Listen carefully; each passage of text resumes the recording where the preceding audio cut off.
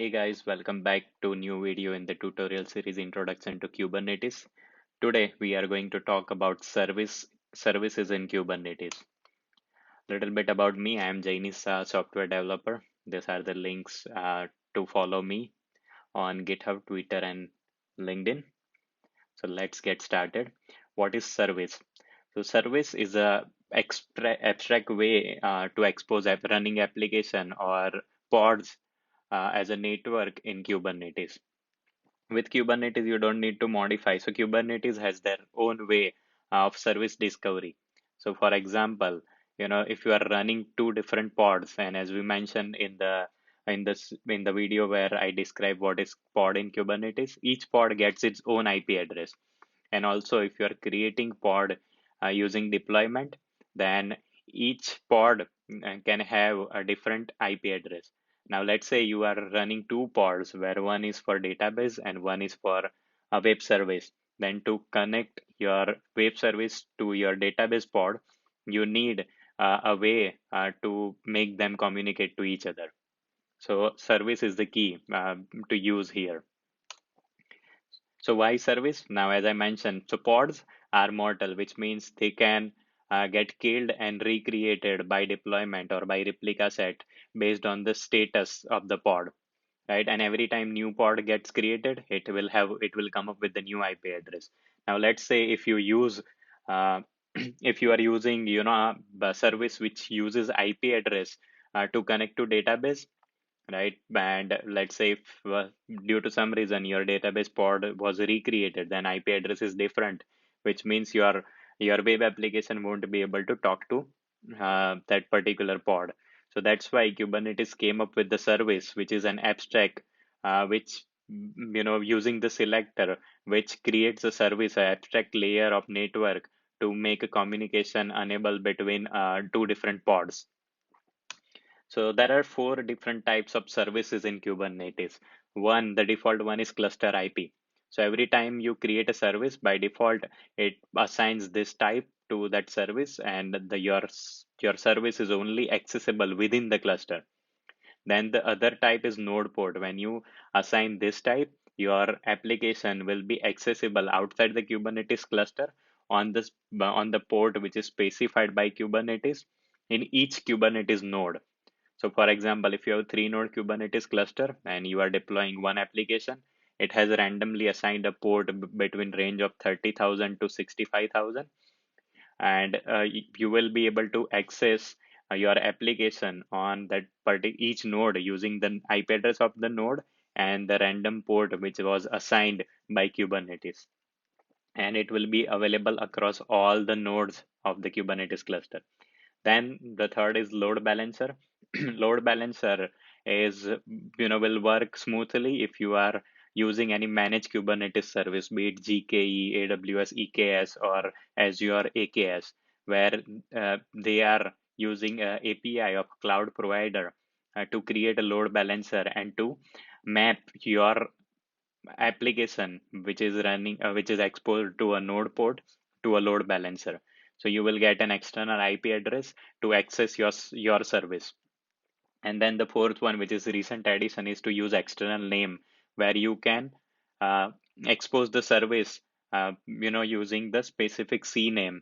You providing arbitrary CNAME, and then behind the scene you can create a route 53, or or a domain name, point to that particular IP address of the node of a node with to the specific node port to expose your application or your pod to outside world. So this is the basically a description how the services are grouping the pods. So you can see right now I have we have two deployment A and B, and both are running some containers. And then to expose those, we have two different services. Now service A is only load balancing or exposing one port, one pod, versus service B is a group of three different pod running on two different nodes, and service B will be load balancing all these three pods. So let's get started and do it, do that ourselves. So Now to begin with, I have uploaded the new folder called service in my GitHub repo K8S intro. I will add the link in the video description. So now in here, I have two files. One is deployment, which we already went through in our previous video. So basically, we are creating a deployment to deploy 3 replicas of a node version Docker image, a simple node application. And in the container, in the pod, we are exposing port 3000, and then we are creating a service to expose that port using node port service type uh, on port 80 of the Kubernetes node, right? So to create that, we are specifying kind equal to service. Then the main part is the selector. So you need to specify a selector to tell the service to load balance particular pod. Right now, selector is where we'll be using these labels to match which pod it needs to load balance or it need to add service on top of.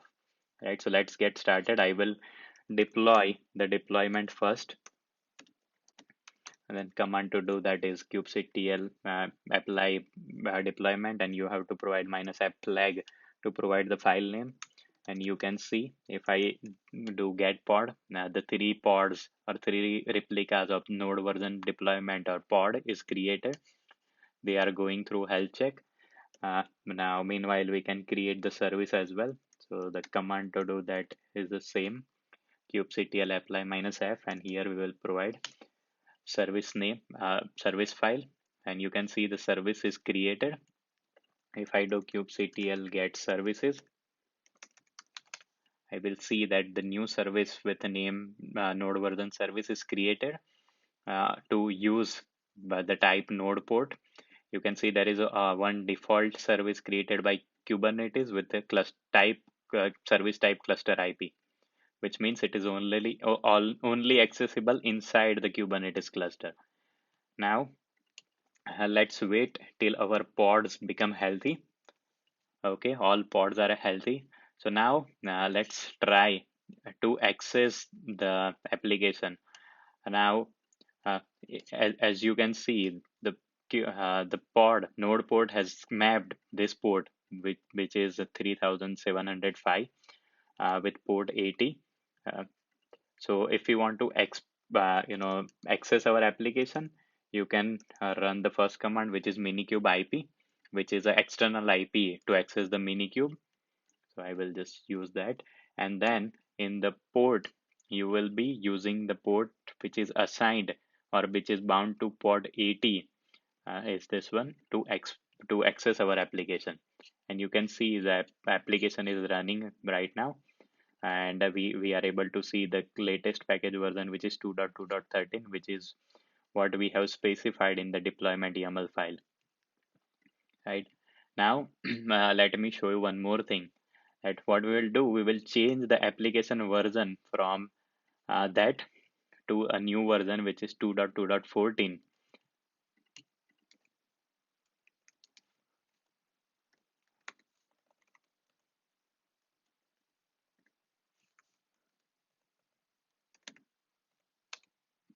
Right, and what it will do, it will start creating new pods.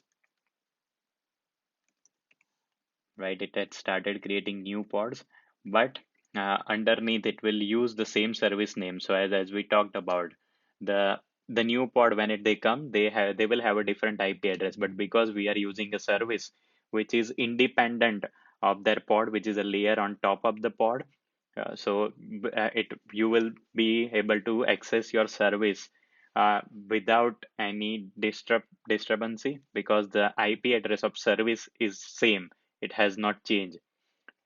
Right, so yeah, we will see that in couple of seconds, around 30 seconds, this pod, the newly created pod will become healthy, and Kubernetes will terminate one of the pod with the older version. Right, and we see that happening.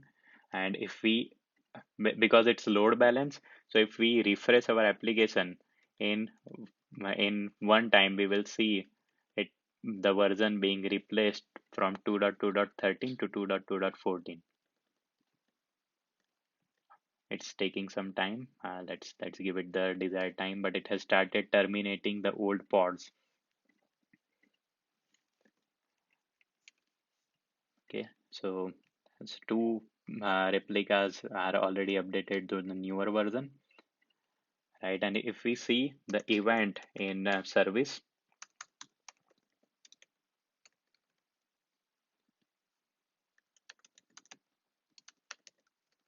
or describe service by providing the service name like this. Okay, typo.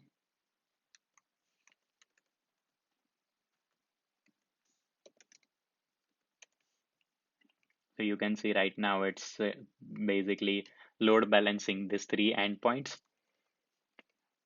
right? And this endpoints will change depending on the new container being created or new pod being created. So let's see if the all pods are rolled out properly.